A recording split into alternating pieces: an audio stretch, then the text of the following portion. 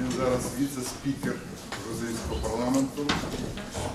Він був міністром оборони, міністром європейської інтеграції Грузії і достатньо відома людина не тільки там, у своїй країні, а й у нас.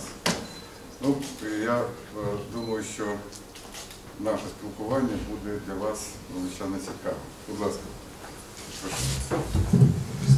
Англійською мовою. In English. Good afternoon, ladies and gentlemen. It's a pleasure to be here. It's indeed very important for Georgia to... Okay.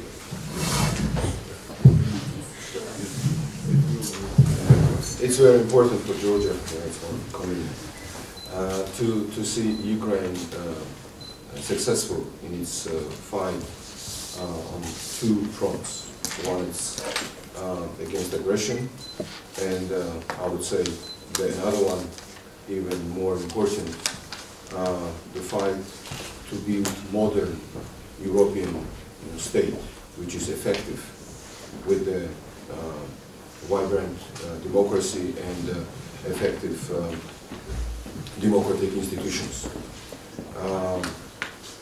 And the main pillar for these reforms, obviously, should be fight against corruption. In that sense, the reforms that Georgia was doing during the last decade, which was recognized by the various international organizations, including the European Union, World Bank, IMF, has been successful.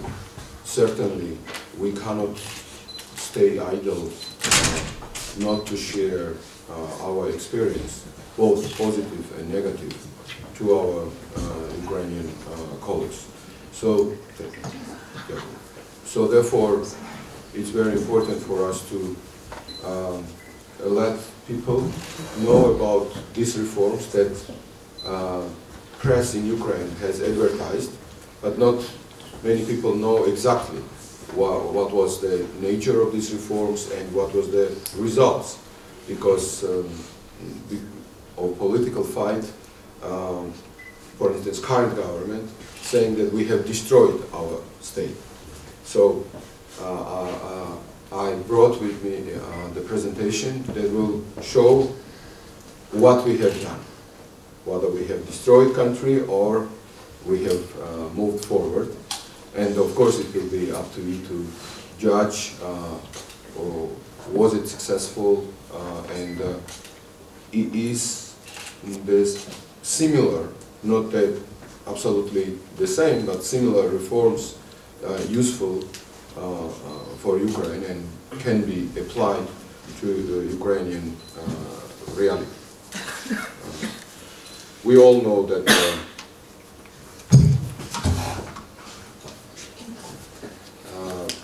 strive for democracy is universal, and every nation deserves to be free, and there are no nations that can be denied of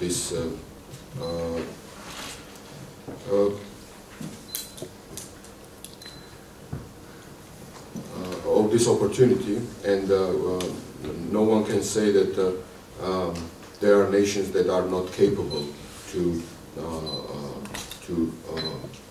build modern state. What was the main problem of Georgia when we started reforms? It was pervasive, systematic corruption that was entrenched in the Georgian society. Everything, and I'm sure you know this because in Ukraine it's also a big problem, everything was based on corruption.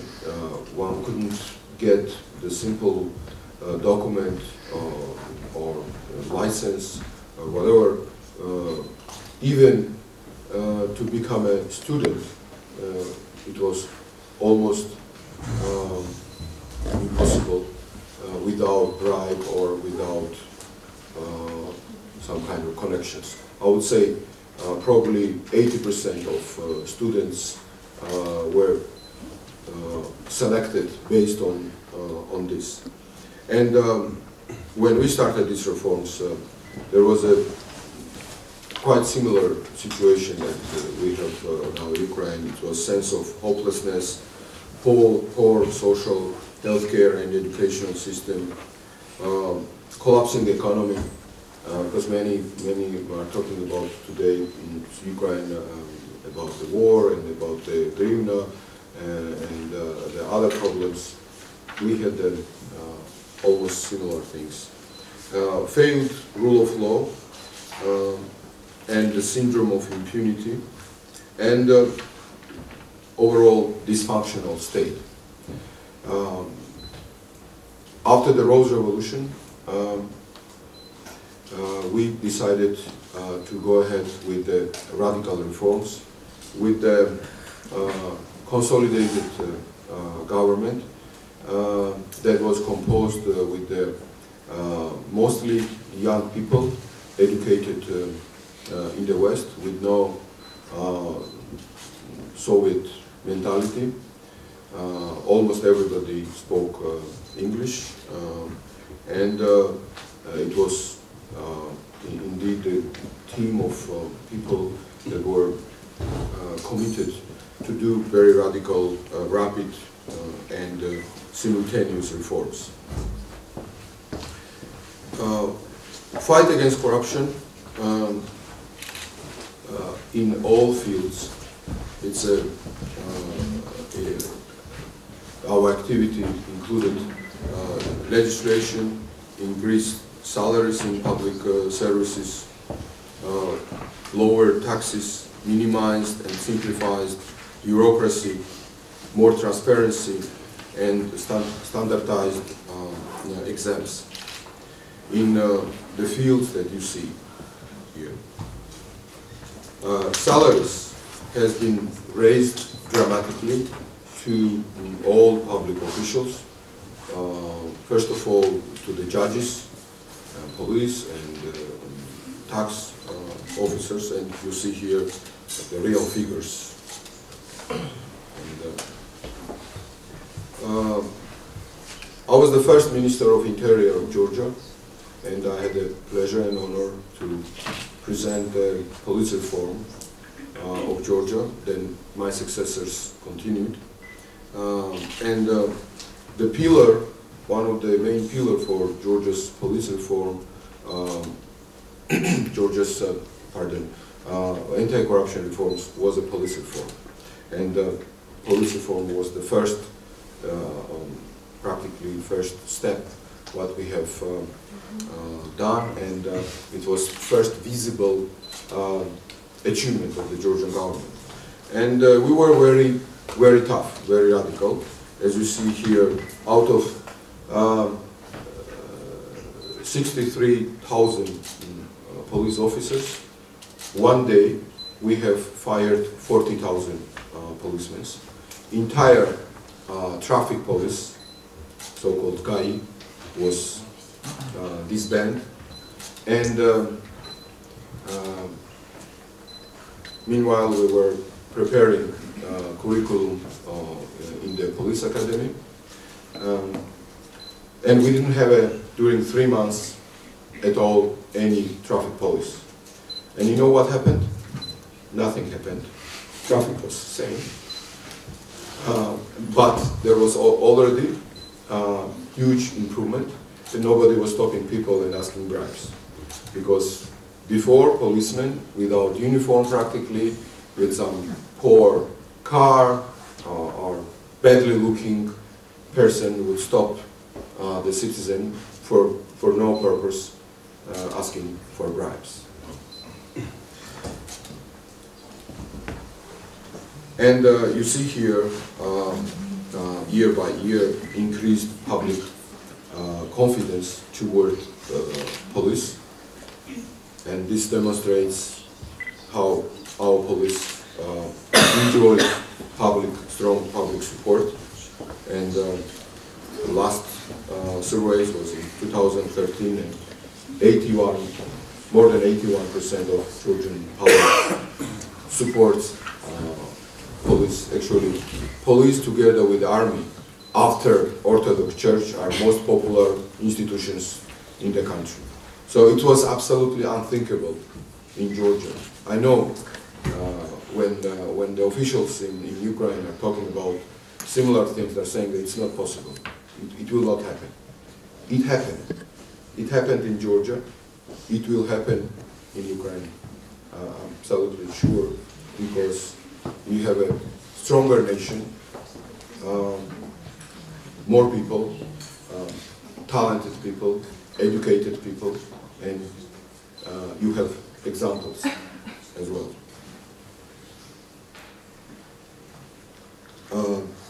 The police reform was based on professional training and new attitude toward the people, not only to protect but also to serve.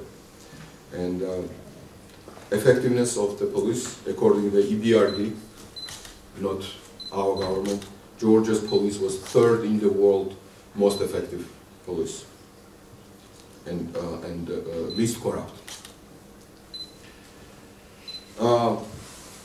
Together with corruption, Georgia had a huge problem of crime. You are too young, but some of you in this hall remember period of Soviet Union. Then Georgia was a leader in terms of supplying the whole Soviet space criminal mafia bosses, Varim Zakoni, and most of them were from Georgia, and Georgia was one of the most affected in that sense. And I would say country was ruled and governed, in fact, by the Varim Zakoni. And state institutions were under them practically, because politicians were under them.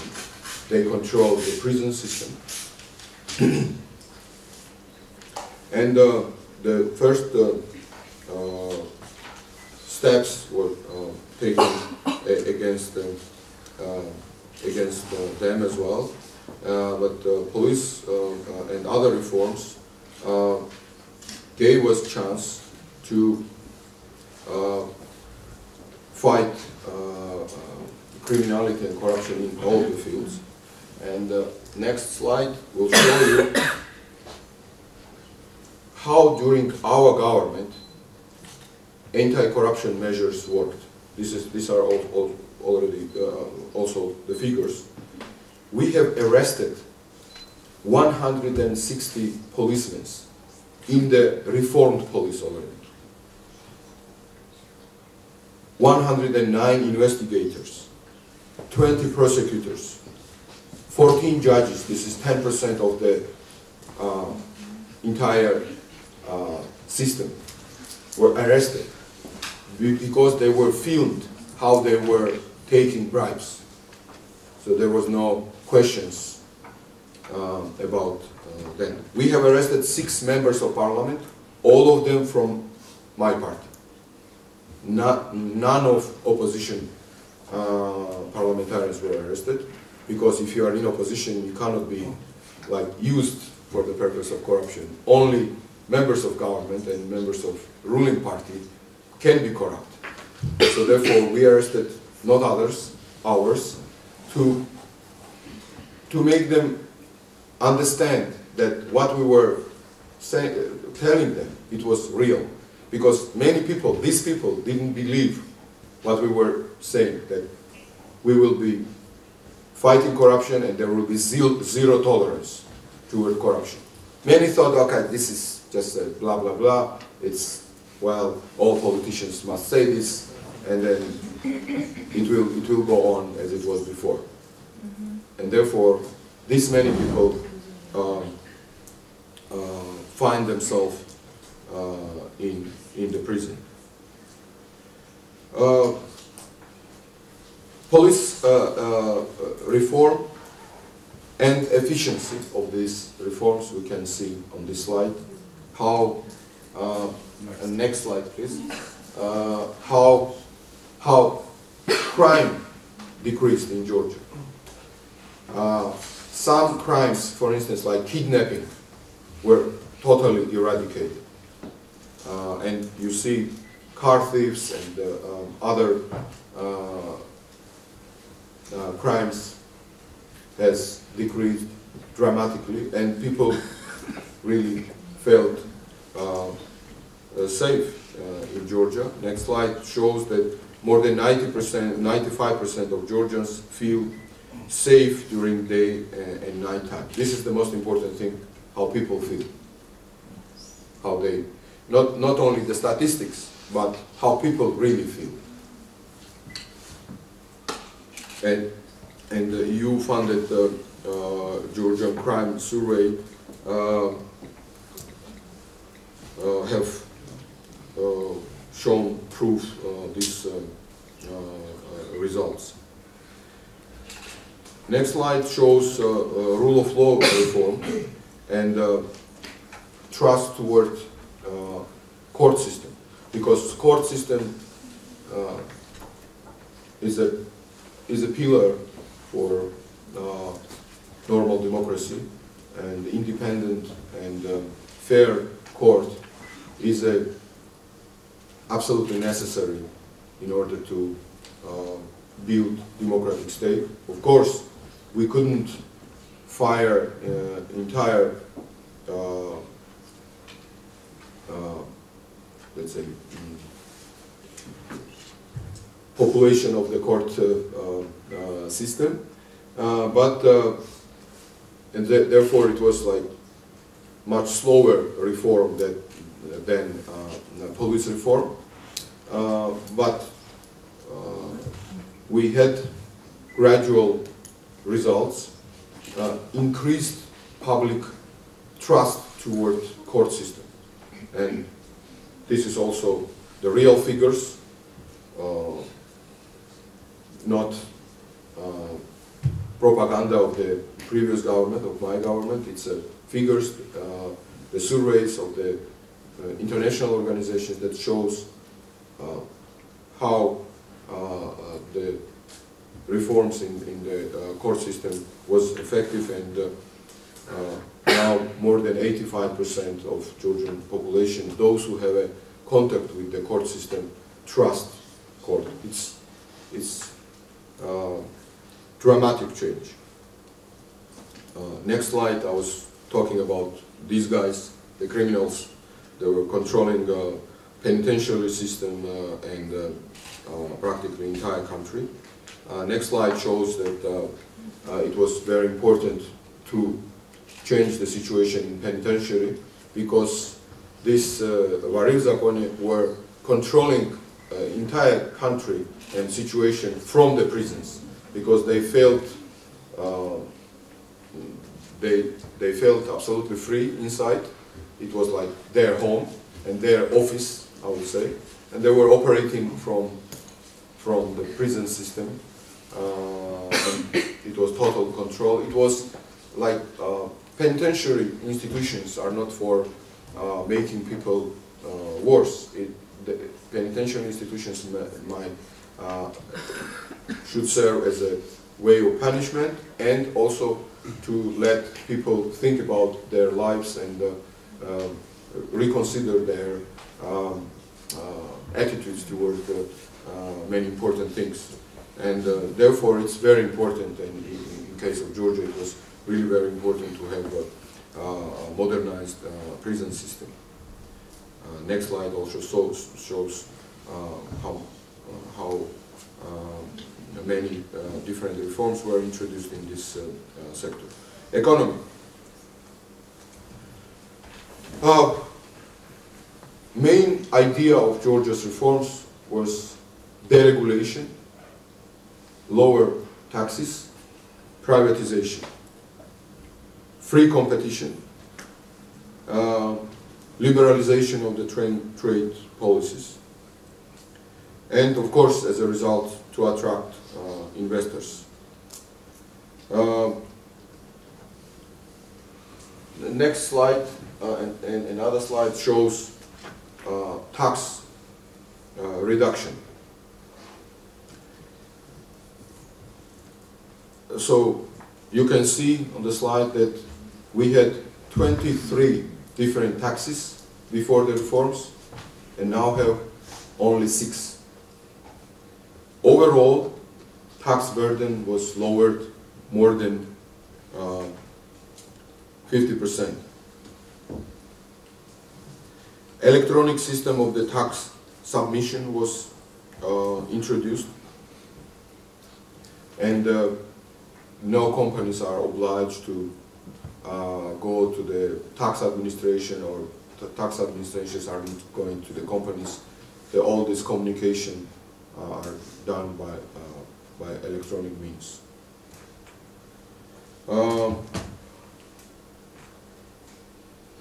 Next slide shows that Georgia is one of the top or bottom, how I would like to describe it, in terms of tax burden in the world. So it's somewhere there next to the Singapore, close to the Singapore and Hong Kong. And as a result of this economic development and fight against corruption, shadow economy, which was almost 80%, was decreased to the 5%. And when today many people in Ukraine talk about money that Ukraine needs, and Ukraine is asking IMF $40 billion, it's nothing. You have this money in your country. This money goes now to the pockets of the corrupt officials, unfortunately still. Therefore, Ukraine needs fast, rapid reforms in all these fields. And next slide shows how effective was Georgian government, GDP growth. Even the years when we had a war with Russia and 2008 and world economic crisis, Georgia's GDP growth up to 7% practically.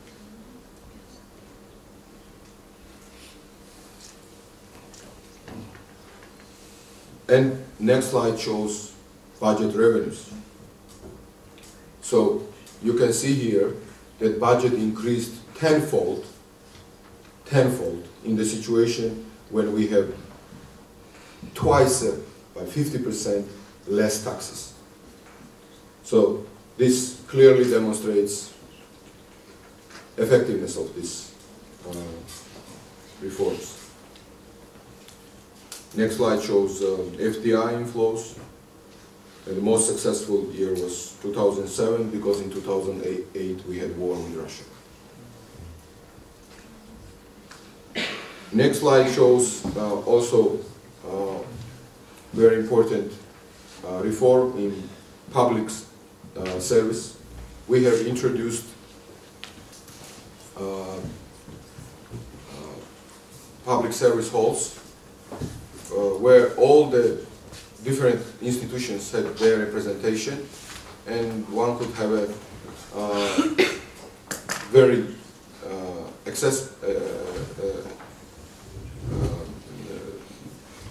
very good access to this service, and people could have all kinds of documents and licenses and registrations in a matter of minutes to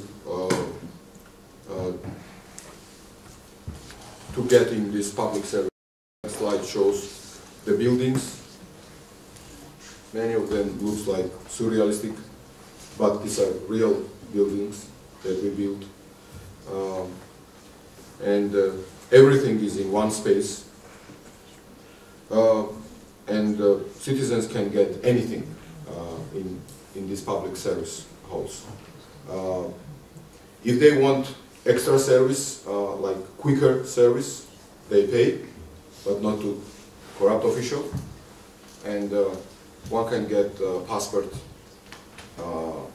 within minutes. For instance, in Tbilisi, we have public service hall. You can go there, you can have a lunch in the public service hall and order the passport. The personnel will come to you. They will make a photo, all the electronic data and everything is necessary. And when you finish your lunch, in the bill you will have the price for your lunch and for passport service. So this is how we simplified all these things, and all the registrations and the licenses and everything and documents can be required in these public service halls. To fight corruption, it was very important to introduce state e-procurement system, which means that the state e-procurement system is an official web portal for state procurements in Georgia, which provides open, transparent, and competitive environment for any natural and legal person who participates in the state procurement procedures, which means we have, next slide shows the reward for this system, which means that all the tenders you can see, and anybody can see on the website, and everybody can participate in these tenders, and these tenders are open for everyone. And as a result of this system, expenditure for certain services or goods, what was state acquiring, went dramatically down. And of course, the whole system was much more transparent and fair, and then companies knew that if they are successful, if they are offering good price and good quality services, and if they do good business, they can be successful without having somebody in the government without bribes. Education reform was very important. In Georgia, we have introduced unified exams. So all the students all the pupils who want to become students must go through these exams, and then they are distributed to the different universities according to their ranks. And this system ensures that nobody can use any connections. It's a special system that makes sure that everybody has a same chance and same opportunities.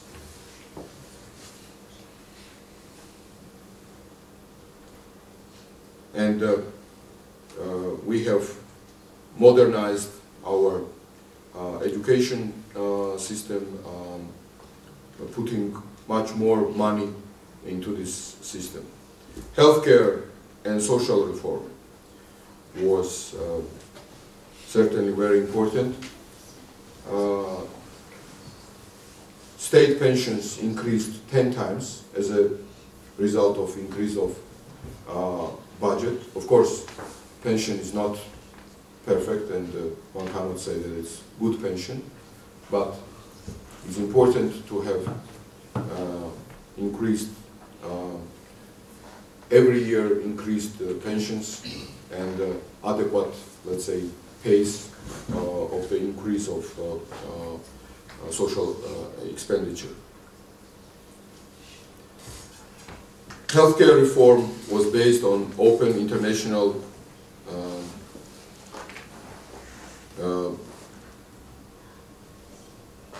let's say tender that was announced, and private sector was asked to insure those Georgian citizens that are living below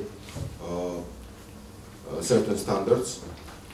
And as a result of this offer from the government side, up to 1 million Georgian citizens in the country of 4.5 million was insured.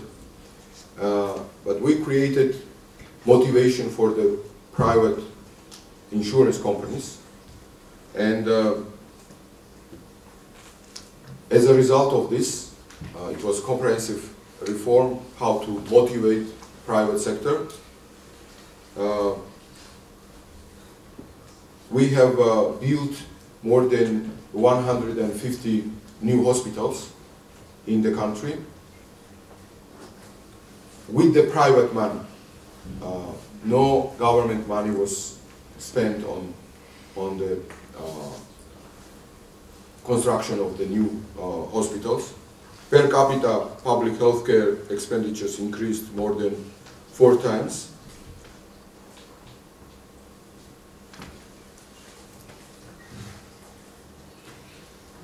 And public sector invested in this field enormous amount of money. And as a result of this, now we have in all Georgia, in every region of Georgia, modernized European standard healthcare institutions. Practically all the population in Georgia now is being insured. As I've said, those who live below certain standards, they are insured by state. Others have an opportunity to insure in the private insurance companies. I'm sure your reforms in Ukraine also should be directed to this goal. But as I know from my friend and Ukrainian healthcare minister Sandro Kvitashvili, first steps that he's going to do is a deregulation of the pharmaceutical industry, because there is a huge corruption there, and to let everybody to participate in the tenders, and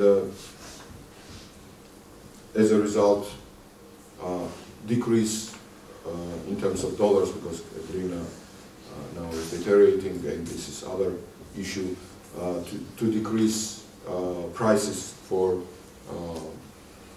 drugs.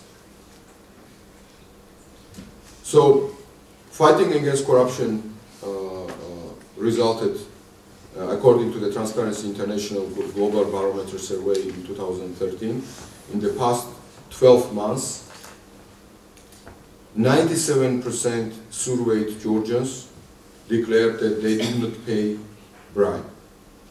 The same survey showed 98% in 2009 and 97% in 2011. 72% of the respondents state the Georgian government has been effective or extremely effective in fighting corruption. So this is not our survey, it's a Transparency International survey.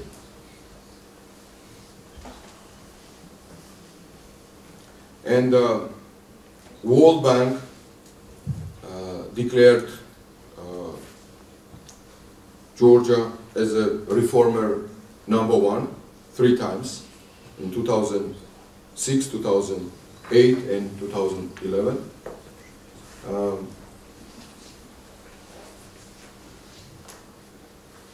And Georgia was declared as a country which is moving forward in the most effective way. Of course, Georgia is not a Switzerland. Georgia has lots of problems and poverty, unemployment. But what these figures are showing, how effectively we are fighting against corruption, against poverty, and how effectively we are pushing country forward. Of course, there is a long way to go ahead.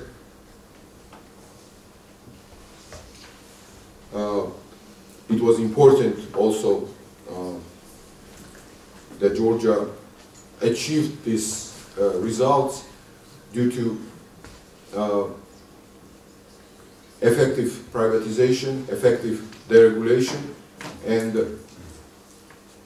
due to the reason that Georgia has attracted investors by creating good atmosphere for investors.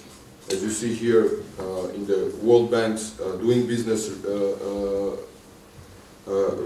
rank, Georgia was 8th in this rating. Again, this is World Bank rating. Easy to do business.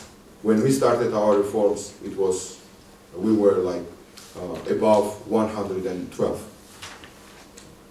So all this shows why Georgia was attractive for investors and why Georgia was efficient and effective to grow GDP and to grow the budget and to spend the public money effectively to satisfy needs of the Georgian people. This is end of my presentation. I'm sure you will have some questions, and I hope you will one day visit Georgia and you will yourself the Georgian hospitality as well as how Georgian institutions are working. Thank you very much for the invitation.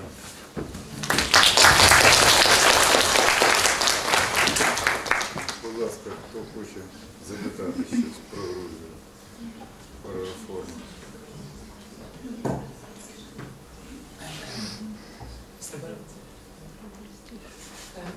Mr. Baramidze, as I know you are in Ukraine not for the first time. You had many meetings in December last year and now in February. Did you see any changes in Ukraine? And what is your opinion about the situation, about the changes in Ukraine economic sphere and in prevention of corruption, and about the appointments of foreign experts in Ukraine government? Thank you. Well, it's a big question, comprehensive question. I see what I see in Ukraine. I see the will to start reforms. These reforms, the similar reforms, has not been started yet, I think, because there is a slow process of legislation, and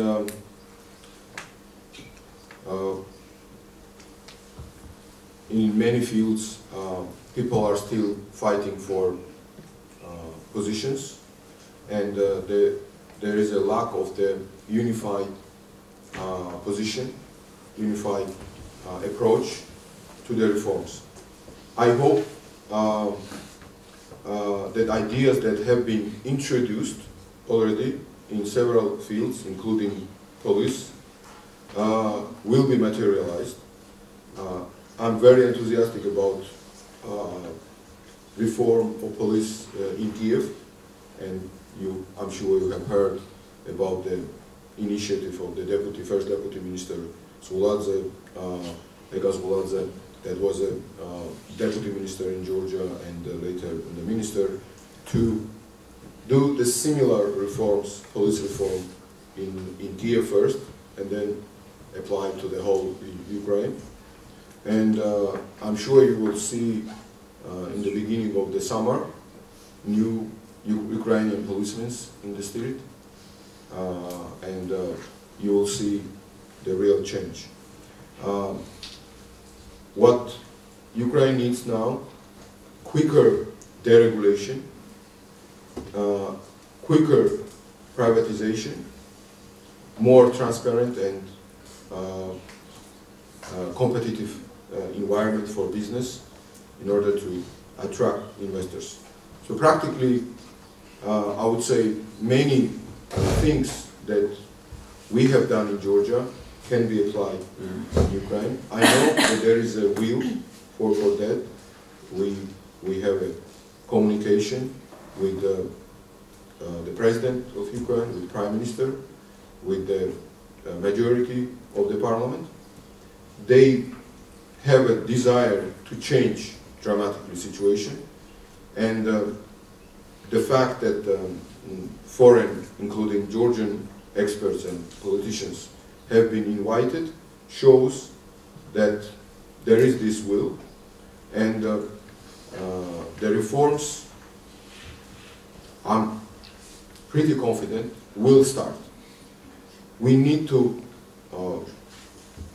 make sure, Ukrainian government need to make sure that Ukrainian people will see quicker real results of these reforms in order to gain public trust, in order to gain support of the public. Because right now, because of war, because of situation with Crimea and unemployment, of course, government is losing public support, and it has a limited window of opportunity to do the things that are necessary. If people see the first results, I'm sure public support will come back, and there will be stronger than it's right now. Fortunately, Ukrainian society is consolidated around the idea of independence of Ukraine, and around the idea of resisting aggression, and around idea of keeping Ukraine stable, what Ukraine needs desperately, stability, which will give chance the government to go with this reform plan that they have. But again, I'm saying time is running out, and people need to see real results. When there will be first results, visible results that people can acknowledge, certainly then there will be opportunity for the government to make second wave of reforms and then continue with the similar, let's say, idea to deepen further the reforms. So I'm very hopeful that Ukrainian government, President, Prime Minister, and the majority in the Parliament will be able to do this. And of course, again, everybody in the world must support Ukraine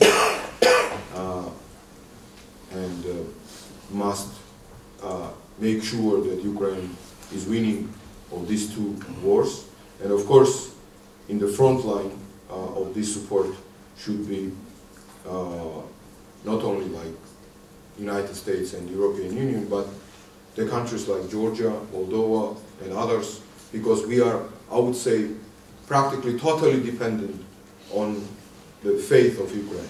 If Ukraine will not be able to overcome these problems, almost for sure Georgia is doomed to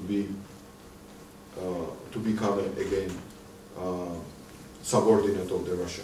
So the victory of Ukraine will determine victory of Georgia, Moldova, and other countries, particularly in Eastern Europe, but it will determine also new world war, the order. It will determine situation in entire European continent. So I think those people who have been invited in the Ukrainian government will do their best to make sure that Ukraine is winning this war, what we call the war for modernizing Ukraine's state and making Ukraine's democratic institutions strong. Ще є питання? Да, будь ласка. Hello, thank you for your presentation. I have only one question about do Georgia keep any economic cooperation with Russia after the war? As you know, the Ukrainian markets are full of the Russian goods. We have Russian banks in our country. So if we need breaking up all of cooperation with Russia, and how it was in your country? Russia introduced unilaterally sanctions against Georgia 2 years before the war, in 2006. Complete embargo on Georgian products, on everything. And they introduced sanctions in the energy field. Georgia was practically totally dependent in the field of energy on Russia. Right now, due to our reforms, now Georgia not buying even a single cubic meter of the gas from Russia, and we are exporting electricity to Russia. So the situation was absolutely different, as I said. It was like even in Tbilisi, during many hours blackouts and scarcity of energy. So due to these reforms, we completely changed situation. But we didn't introduce sanctions against Russia, because our philosophy was what is good for economy is good for Georgia. We didn't ban any Russian company. We didn't created any obstacles to any Russian investments. If the Russian companies were respecting Georgian law, we didn't touch them even during the war and after the war. Because if the economic entities are working according to the regulations and law, respecting sovereignty of the country and the legislation of the country, it means that they are working for strengthening Georgia's economy, providing people jobs, which is the goal of every government. So we have not closed any Russian bank, and we have not closed any single Russian business. But, of course, introduced the sanctions against those companies who are working on the occupied territories without permission of the Georgian government. For instance, like Rosneft, Airflot, and companies like that, those who were working on the occupied territories in both Abkhazia and South Ossetia. They have introduced visa regime for Georgians. Quickly after, we have introduced two, but then completely liberalized it. And we have no visas for Russians. And practically, as we talk about this, we have liberalized our visa regime with practically all the civilized world, and making easy Georgia to be accessible for tourists and for businessmen, and that has created lots of enthusiasm. And this policy was one of the reason of Georgia's success, and it was same applied to the Russians, and we welcomed Russian tourists, we welcomed the Russian business and Russian investment.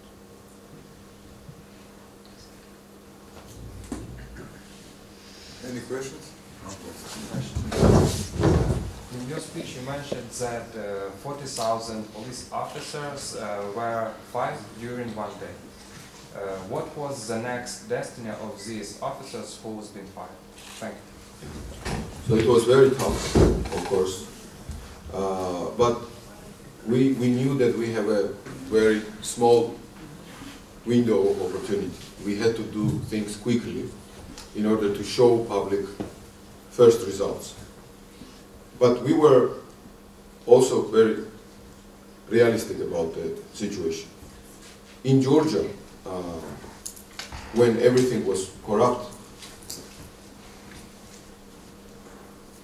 policemen, tax and custom officers had their side businesses, practically all of them. So we had a situation when policeman is wearing uniform, but at the same time, a side against the legislation has its own small or medium or, depending on the rank, big business. Of course, in terms of labor legislation and European standards, it's unthinkable to do that. But it was absolutely necessary in order to clean up police system totally and not to let the virus of the corruption stay in the system. Because if we just changed, let's say, 20% or 30% of police, those 70% who had the habit of corruption and this mentality of corruption would spoil new people. So we had to change completely environment and completely clean up of this virus. And now what Ministry of Interior of Ukraine is going to do in Kiev, it's absolutely practically similar type of reform right now. It will be dramatically decreased number of policemen. Yeah, by the way, I didn't mention. We have cut by 50% number of police, tax, custom officials. We have cut by 85% number of prosecutors. We have 1,600 prosecutors, and after the reforms we had less than 400 prosecutors. Overall, the number of public employers were cut by 30%. It was not easy, but we needed to have a public institutions where people depended on salaries, not on corruption. And we, as a result of this anti-corruption reforms and the increase of the state budget, we have increased salaries for everyone. And people really were capable and able to live on the salaries. So that's why it was necessary to do this in order to have new police that will fight criminals and fight corruption as well. It was painful. It was not absolutely 100% fair. We recognize that. It was tough. But it was like when you are treating some affected patient, you may insert some pain in order to cure entire body. So that was our risk that we took, but it was worth it, as we see and as we observe. Please.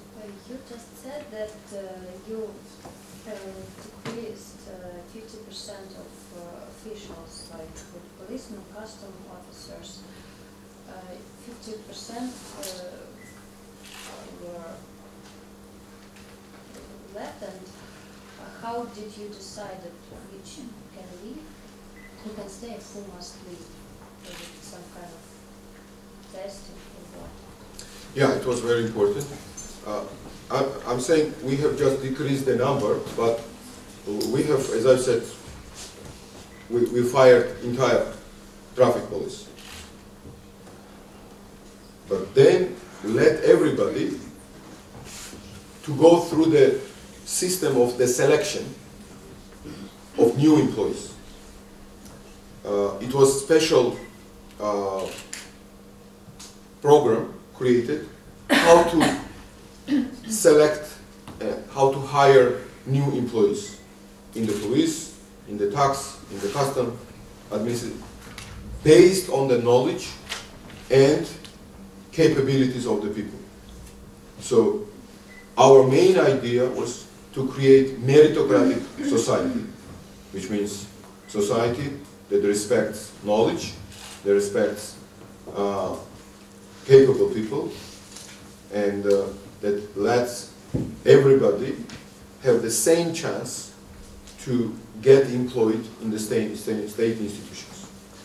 So, of course, I can speak a lot about this system, what was the nature of this system, how the people were selected in these new institutions. But it was absolutely transparent system that ensured that new people came in these institutions. So that's how we created these institutions. Because there was not like one person is fired, you are staying because you have some relative here. So everyone started from zero. Everyone with the same opportunity and same chances. I have one question. After you mentioned that a lot of people were just fired and because of the reform, how is the question of employment of those people who became unemployed was somehow developed, or some maybe procedure were just developed in order to give possibilities to those people who just left their places to find another kind of way to fight? Unfortunately, we didn't have this chance. As I've said, it was not completely fair. It was tough. Yeah.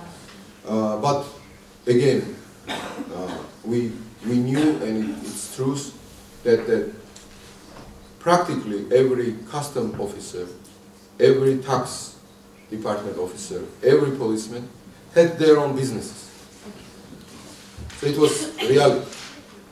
So when we fired them, it didn't mean that all these people were doomed to die of hunger. They were those who were running Georgia's corrupt economy. That was reality. Of course, again I'm saying, not everything can be applied on the Ukrainian reality because of legislation, because of regulations, but we had the advantage in Georgia in terms of that Georgia was in the situation that you couldn't have it worse. So we were already on the bottom. So we had to take these kind of risks in order to start coming out of this swamp of problems, of poverty, corruption, and no perspective. So it was really tough reforms, but we had no other chance. Otherwise, all these reforms would take like years and years and years.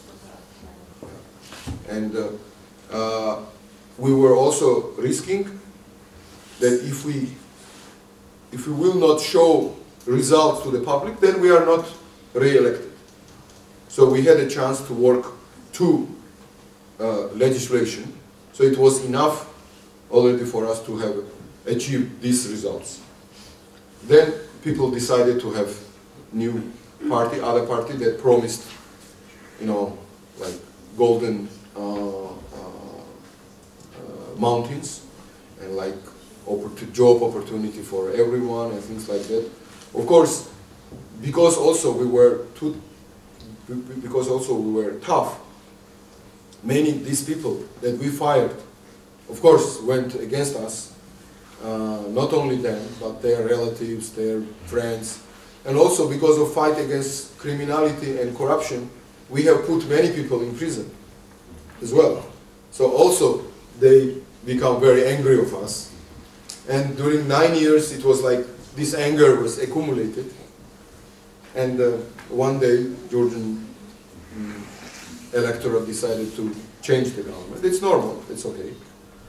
But now they have a chance to see difference between our government, that was not perfect, that was tough. I would say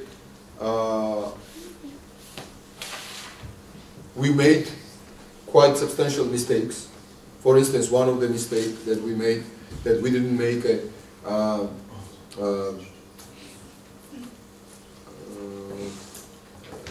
economic amnesty, tax amnesty, and we were again continued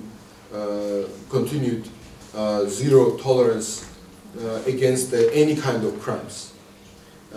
We had to, after the probably 2010, have eased these policies, not to be like too brutal and too tough, because of our obsession to fight against criminality and corruption.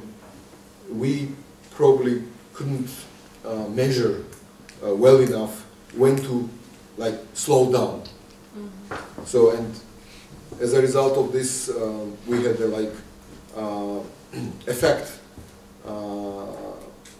of the population that have rejected this type of continuation of this type of tough policies, and we learned from that. And it's a democratic process which ensures that public is learning, politicians are learning, and society is moving forward. Так, час вичерпаний, так що, колеги, дозвольте мені подякувати.